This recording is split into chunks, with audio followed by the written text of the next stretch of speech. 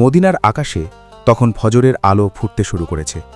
শহর এখনও পুরোপুরি জেগে ওঠেনি, কিন্তু বাতাসে এক অদ্ভুত প্রশান্তি ছড়িয়ে আছে।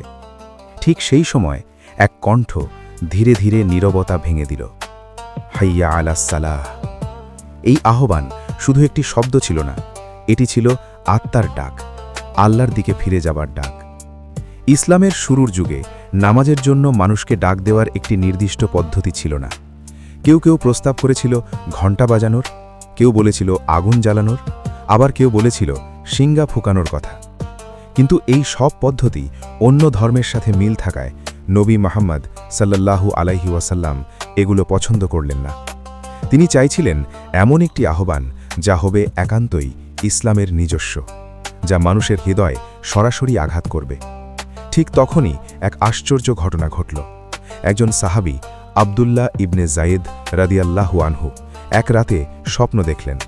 তিনি দেখলেন এক ব্যক্তি তাকে আজানের শব্দগুলো শিখিয়ে দিচ্ছে, আল্লাহু আকবার, হাইয়া আলাস সালাহ, হাইয়া আলাল ফালাহ। ঘুম ভাঙার পর তিনি তাড়াতাড়ি নবী সাল্লাল্লাহু আলাইহি ওয়াসাল্লামের কাছে এসে সব বললেন। নবী সাল্লাল্লাহু আলাইহি ওয়াসাল্লাম মনোযোগ দিয়ে শুনলেন, তারপর বললেন, এটি একটি সত্য স্বপ্ন। এরপর তিনি বললেন, এই শব্দগুলো বিলাল ইবনে রাবাহ রাদিয়াল্লাহু আনহুকে শেখানো হোক, কারণ তার কণ্ঠ ছিল অত্যন্ত সুন্দর ও শক্তিশালী। এরপর যা ঘটল তা ইতিহাসে এক নতুন অধ্যায় খুলে দিল। বিলাল রাদিয়াল্লাহু আনহু মসজিদের ছাদে উঠে দাঁড়ালেন। মদিনার নীরব আকাশের নিচে প্রথমবারের মতো ধ্বনিত হল, আল্লাহু আকবার, আল্লাহু আকবার। আর যখন তিনি বললেন, হাইয়া আলাস সালাহ, তখন যেন পুরো শহরের হৃদয় কেঁপে উঠল।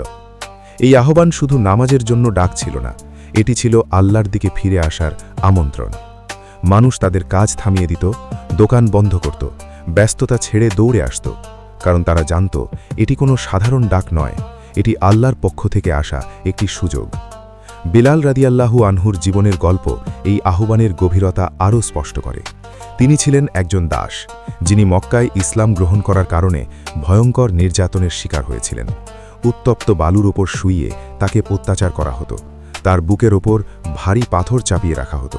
তবুও তিনি বলতেন, আহাদ, আহাদ, অর্থাৎ এক আল্লাহ। এই সেই মানুষ যাকে একসময় নির্যাতন করা হয়েছিল, তাকেই আল্লাহ সম্মান দিলেন, নামাজের আহ্বান দেওয়ার দায়িত্ব দিয়ে। তার কণ্ঠ হয়ে উঠল ইসলামের প্রতীক। মদিনার মানুষ যখন হাইয়া আলাস সালাহ শুনত, তখন তারা শুধু নামাজের কথা ভাবত না, তারা মনে করত এই সেই ডাক যা তাদের জীবন বদলে দিয়েছে। কেউ যদি দুঃখে থাকত, এই ডাক তাকে শান্তি দিত। কেউ যদি ব্যস্ততায় হারিয়ে যেত, এই ডাক তাকে মনে করিয়ে দিত আসল লক্ষ্য কী। একবারের ঘটনা, এক সাহাবী ব্যবসার কাজে ব্যস্ত ছিলেন। হঠাৎ আজানের শব্দ কানে এলো, হাইয়া আলাস সালাহ। তিনি কিছুক্ষণ থেমে গেলেন।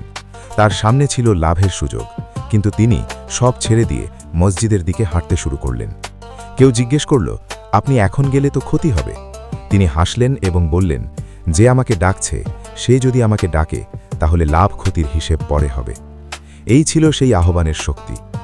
নবী সাল্লাল্লাহু আলাইহি ওয়াসাল্লাম বলেছেন, যখন আজান দেওয়া হয়, শয়তান দূরে পালিয়ে যায়, কারণ এই শব্দ তার সহ্য হয় না। কেননা হাইয়া আলাস সালাহ মানে হল মানুষকে আল্লাহর দিকে ফিরিয়ে আনা, আর শয়তান চায় মানুষ আল্লাহ থেকে দূরে থাকুক। ইসলামের ইতিহাসে এই আহ্বান যুগে যুগে মানুষের জীবন বদলে দিয়েছে। যুদ্ধের ময়দানেও যখন আজানের শব্দ উঠত, সাহাবীরা থেমে যেত। তারা জানত নামাজ শুধু একটি ইবাদত নয়, এটি তাদের শক্তির উৎস। বিলাল রাদিয়াল্লাহু আনহুর জীবনের শেষ দিকে নবী সাল্লাল্লাহু আলাইহি ওয়াসাল্লামের ইন্তেকালের পর তিনি আর নিয়মিত আজান দিতে পারতেন না, কারণ প্রতিবার আশহাদু আন্না মুহাম্মাদার রাসূলুল্লাহ বলার সময় তার চোখ ভিজে যেত। কিন্তু একবার সাহাবীদের অনুরোধে তিনি আবার আজান দিলেন।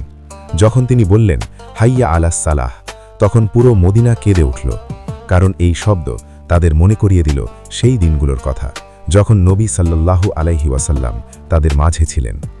এই আহ্বান আজও একই রকম শক্তিশালী। প্রতিদিন 5 বার পৃথিবীর বিভিন্ন প্রান্তে একই শব্দ উচ্চারিত হয়, হাইয়া আলাস সালাহ। এটি শুধু একটি ডাক নয়, এটি আল্লাহর পক্ষ থেকে একটি সুযোগ, নিজেকে ঠিক করার, পাপ থেকে ফিরে আসার, শান্তি খুঁজে পাওয়ার। ইতিহাস আমাদের শেখায় যে মানুষ এই ডাকে সাড়া দেয়, সে কখনো হারিয়ে যায় না, কারণ সে জানে সে কোথায় ফিরছে।